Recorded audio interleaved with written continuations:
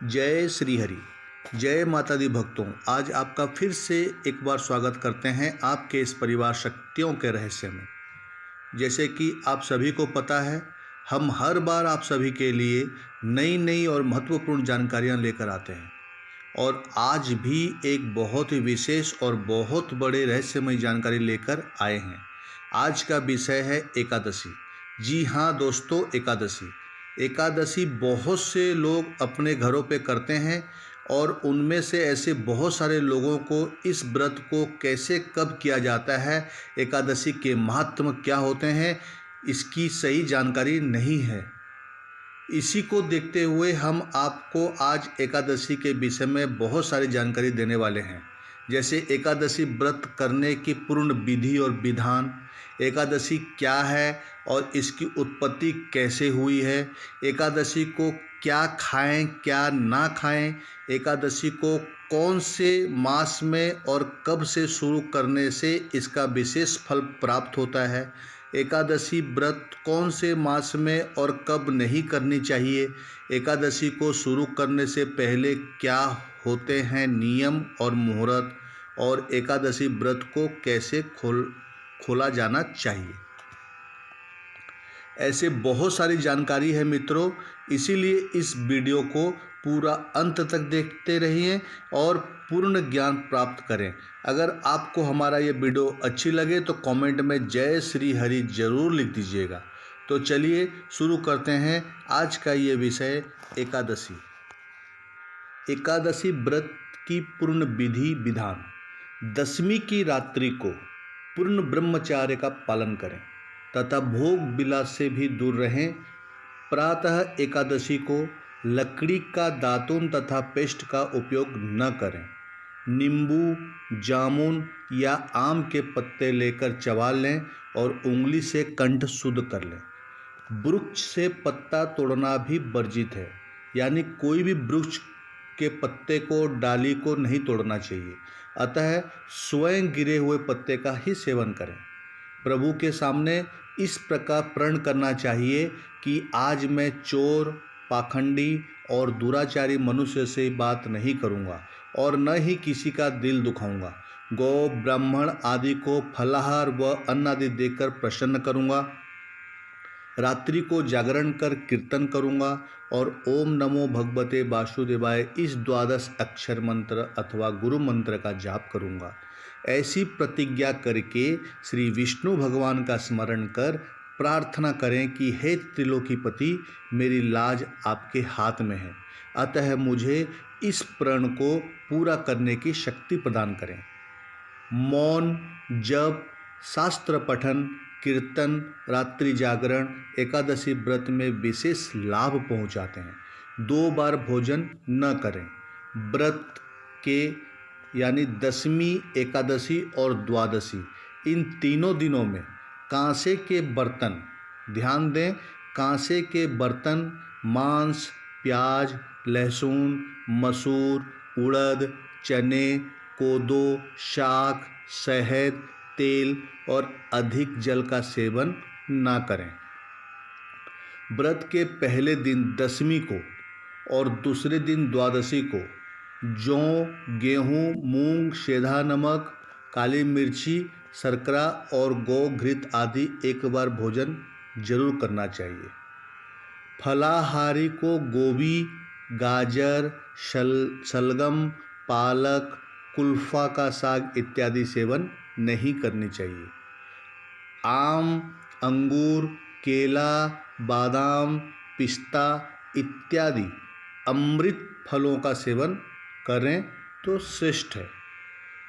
जुआ, निद्रा, पान, पराई निंदा, चुगली, चोरी, हिंसा, मैथुन, क्रोध तथा झूठ, कपट आदि अन्य कुकर्मों से नित्यांत दूर रहना चाहिए। आज एकादशी के दिन भूलवश किसी निंदक से बात हो जाए, गलती से किसी भी निंदक से अगर आपकी बात हो जाए तो इस दोष को दूर करने के लिए भगवान सूर्य के दर्शन करना चाहिए तथा धूप दीप से श्री हरि की पूजा कर क्षमा मांग लेनी चाहिए। एकादशी के दिन घर में झाड़ू नहीं लगानी चाहिए। इससे चींटी आदि जो छोटी जीवों की मृत्यु का बहुत भय रहता है। इस दिन बाल भी नहीं कटाना चाहिए। मधुर बोलें, अधिक न बोलें। अधिक बोलने से न बोलने योग्य वचन भी निकल जाते हैं। सत्य भाषण करना चाहिए आज के दिन। इस दिन यथाशक्ति अन्नदान करें, किंतु स्वयं किसी का दिया हुआ अन्न कदापि ग्रहण न करें। प्रत्येक वस्तु प्रभु को भोग लगाकर तथा तुलसी दल छोड़कर ग्रहण करनी चाहिए। अगर एकादशी के दिन किसी भी संबंधी की मृत्यु हो जाए, यानी परिवार में किसी की मृत्यु हो गई हो और उस दिन एकादशी का दिन हो और आपने एकादशी किया हुआ हो, तो उस दिन व्रत रखकर उसका फल संकल्प करके मृतक को दे देना चाहिए। इस विधि से व्रत करने वाला उत्तम फल को प्राप्त करता है। मित्रों, ये तो हुआ एकादशी की पूर्ण विधि और विधान। अब आगे देखते हैं एकादशी क्या है, इस व्रत को कब से शुरू करें, कब से शुरू नहीं करें, पूर्ण नियम क्या है मुहूर्त, और भी बहुत सारी जानकारी। एकादशी व्रत दो प्रकार का होता है। एक होता है नित्य और दूसरा होता है काम्या व्रत।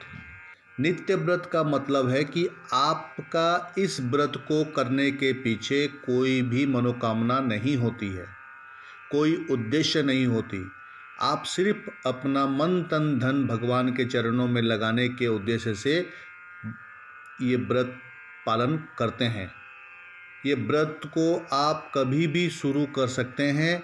इसको पालन करने में कोई भी नियम की आवश्यकता नहीं होती है।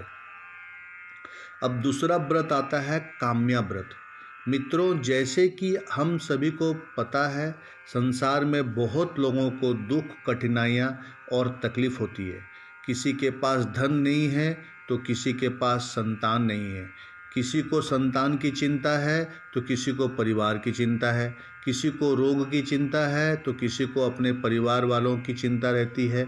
ऐसे बहुत सारे तकलीफ़ जीवन में घटती रहती है, और ये सभी तकलीफ़ दूर करना और सुख शांति की कामना के लिए हम भगवान के शरण में जाते हैं और उनका आराधना पूजन करते हैं। और इसीलिए हम व्रत करते हैं ताकि भगवान हमारे सभी कष्टों को दूर करके हमारे सभी मनोकामनाओं की पूर्ति कर दे और आशीर्वाद दे कि हमारे जीवन में कोई भी प्रकार की कोई कष्ट संकट ना आए, ना ही कोई बाधा आए। अब देखते हैं काम्या एकादशी व्रत करने में क्या क्या नियम होते हैं। काम्या एकादशी व्रत को शुरू ये 3 महीनों में नहीं करनी चाहिए।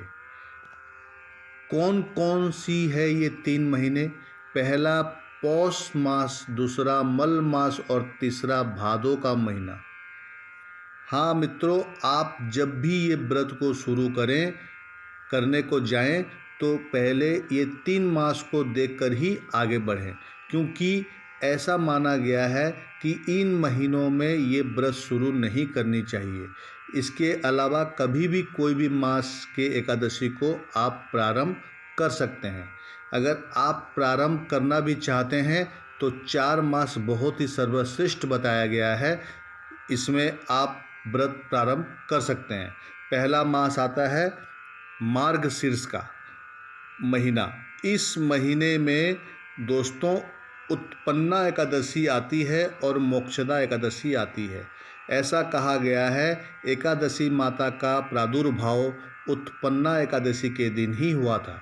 इसका महात्म की कथा भी आपको इस वीडियो में बताएंगे। अगर आप इस मास में ये व्रत शुरू नहीं कर सकते हैं तो चैत्र, बैसाख और माघ के मास में ये व्रत को शुरू कर सकते हैं। ये 4 मास इस व्रत को शुरू करने के लिए सर्वश्रेष्ठ माना गया है। जो भी इंसान इन महीनों में इस एकादशी व्रत को शुरू करते हैं, ये बहुत ही फलदायी, पुण्यदायी होती है और उनकी सभी मनोकामनाएं जरूर पूरी हो जाती है, ऐसा शास्त्र में आता है। एक विशेष बात की और ध्यान में रखना चाहिए दोस्तों, जब भी आप ये व्रत को शुरू करें तो गुरु तारा और शुक्र तारा उदय रहना चाहिए। इसको भी जरूर ध्यान में रखनी चाहिए।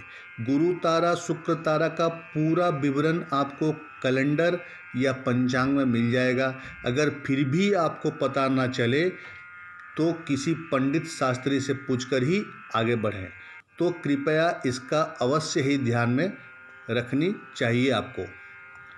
इसके बाद एक बात और भी बताया गया है ग्रंथों में दोस्तों, अगर आप गृहस्थ आश्रम में हैं, यानी आप शादीशुदा हैं, बच्चे परिवार वाले हैं, तो आप कृष्ण पक्ष में आने वाली एकादशी को ना भी करें तो कोई दिक्कत नहीं है।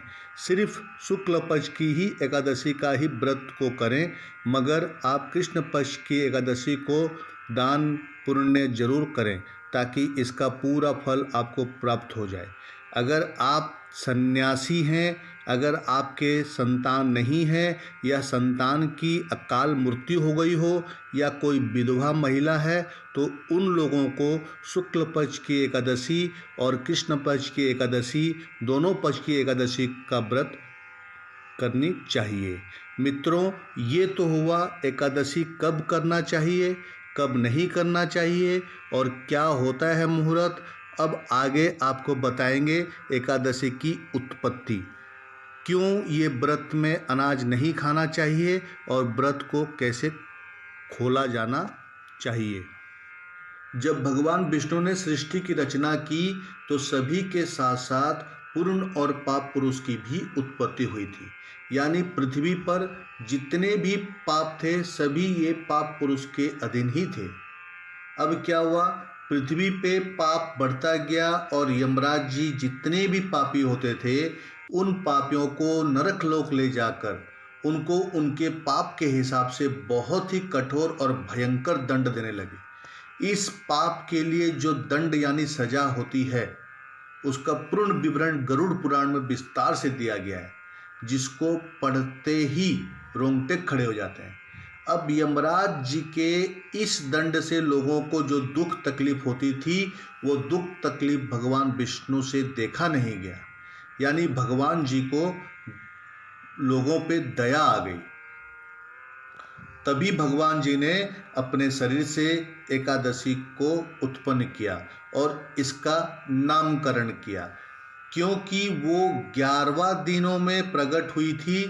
वैदिक गणना के हिसाब से 2 पक्ष होता है, एक शुक्ल पक्ष एक कृष्ण पक्ष, दोनों 15-15 दिनों का होता है और इन दोनों को जोड़ें तो 1 महीना होता है। तो शुक्ल पक्ष और कृष्ण पक्ष में जब चंद्रमाओं की कलाएं बढ़ती है और शुक्ल पक्ष की तरफ जाती है तो एक एकादशी आती है, और जब पूर्णिमा घटते हुए कृष्ण पक्ष की तरफ जाती है तो कृष्ण पक्ष की एकादशी आती है। भगवान श्री हरि ने कहा जो भी इंसान इस एकादशी का व्रत का पालन करेगा सच्चे दिल से, उसका सभी पाप नष्ट हो जाएगा, सभी कष्टों का निवारण हो जाएगा। तब सभी लोग ये व्रत का पालन करने लगे और उनका पाप नष्ट होने लगा। उसी समय पाप पुरुष भगवान श्री हरि के पास गए और बोले कि हे प्रभु, आपने मुझे भी प्रकट किया है और अब बताएं मैं क्या करूं, मुझे भी कुछ उपाय बताएं, क्योंकि हे प्रभु ऐसे लोग अपने पापों का और कष्टों का निवारण करने के लिए ये एकादशी करेंगे और सभी पापों का निवारण कर लेंगे तो फिर मेरे पास कौन आएगा और लोगों को उनकी पाप का सजा भी नहीं मिल पाएगा। ऐसे जब पाप पुरुष ने श्री हरि के समक्ष प्रार्थना किया तब श्री हरि ने बोला ठीक है, अगर आप सभी पे एकादशी का ज़्यादा प्रभाव पड़ रहा है तो एक काम करो कि आप सभी 11वां दिन अन्न के अंदर प्रवेश कर जाओ, ताकि अगर गलती से कोई इंसान इस दिन अन्न का एक दाना भी खा ले तो वो पाप का भागीदारी हो जाएगा। यानी एकादशी के दिन अन्न में पाप का समावेश हो जाता है। तो एकादशी के दिन सारे पाप अन्न के अंदर चले जाते हैं। अगर हम एकादशी का व्रत करते हैं और उस दिन अन्न ग्रहण नहीं करते हैं तो हमको किसी भी प्रकार के अन्न से होने वाला पाप नहीं लगेगा। मगर कहते हैं एकादशी के दिन अगर हम अनाज का सेवन करते हैं तो कई प्रकार का पाप लग जाता है। जैसे गौ हत्या का पाप हो, चाहे माता पिता की हत्या का पाप हो, चाहे ब्राह्मण की हत्या का पाप हो, चाहे झूठ बोलने का पाप हो, चाहे चोरी करने का पाप हो। इसीलिए आज के दिन यानी एकादशी के दिन अनाज नहीं खाना चाहिए। जो लोग व्रत करते हैं और कुट्टू, साबूदाना और बहुत प्रकार का फलाहार करके इस व्रत को रखते हैं उसमें कोई दोष नहीं है। मगर हमको आज इस व्रत को क्यों करना चाहिए, क्यों आज हम उपवास रखते हैं, इस उद्देश्य को सही तरीके से समझना चाहिए। इस दिन हम तपस्या करके भगवान श्री हरि की कृपा प्राप्त कर सकें, उनका आशीर्वाद प्राप्त कर सकें, बस ये मन में कामना रहनी चाहिए। एकादशी के दिन सुबह स्नान करके भगवान श्री हरि का जाप तप करना चाहिए। गोपाल सहस्त्र नाम का पाठ, विष्णु सहस्त्र नाम का पाठ या विष्णु जी का 12 मंत्र का जाप जैसे ओम श्री हरि भगवते वासुदेवाय नमः का जाप करना चाहिए। एकादशी के दिन जब बहुत ज़्यादा प्यास लगे या बहुत ज़्यादा भूख लगे तभी फल वगैरह ग्रहण करना चाहिए। कुछ लोग भूख से व्याकुल और परेशान होकर रात्रि को 12 बजे उठकर अन्न खा लेते हैं। मगर आपको ध्यान देना चाहिए एकादशी का पालन 3 दिनों का होता है, यानी 10वीं को संध्या के बाद आपको अन्न का त्याग कर देना चाहिए। फिर एकादशी के दिन व्रत पालन करें। शाम को भगवान विष्णु को भोग लगाकर ध्यान से एकादशी की कथा सुने और रात्रि जागरण करने के उपरांत तीसरे दिन यानी 12 को व्रत को खोलना चाहिए। मित्रों, ये तो हुई एकादशी के दिन हमको अनाज क्यों नहीं खाना चाहिए, किस तरीके से भगवान विष्णु ने अपने अंग से एकादशी का उत्पत्ति की। अब आगे देखते हैं एकादशी के व्रत को किस तरीके से खोला जाता है। द्वादशी यानी एकादशी के दूसरे दिन आप सुबह स्नान करने के पश्चात 7 भुने हुए चने के 14 टुकड़े करके अपने सर के पीछे फेंक कर भगवान विष्णु के सामने प्रार्थना करें कि हे भगवान, मेरा 7 जन्मों का पाप और कोई भी साप हो या थे वो आपके इस व्रत के करने से नष्ट हो गए। तत्पश्चात 7 भुने चने खाकर 7 बार अपने अंजलि से पानी भरकर पिएं और व्रत का समापन करें और एक ब्राह्मण को भोजन कराकर उसको अपने समर्थ के अनुसार दक्षिणा देकर विदाई करें। और अगर कोई इंसान एकादशी के व्रत का पूरा फल अपने किसी पूर्वज को देना चाहे तो संकल्प लेकर उसके नाम से इस व्रत का पूरा फल और पुण्य उसको समर्पित करने से सामने वाले इंसान को इस व्रत का फल प्राप्त हो जाता है। दोस्तों, एकादशी के विषय में ये पूर्ण ज्ञान नहीं है, अभी इसके विषय में बहुत सारी जानकारी शेष है।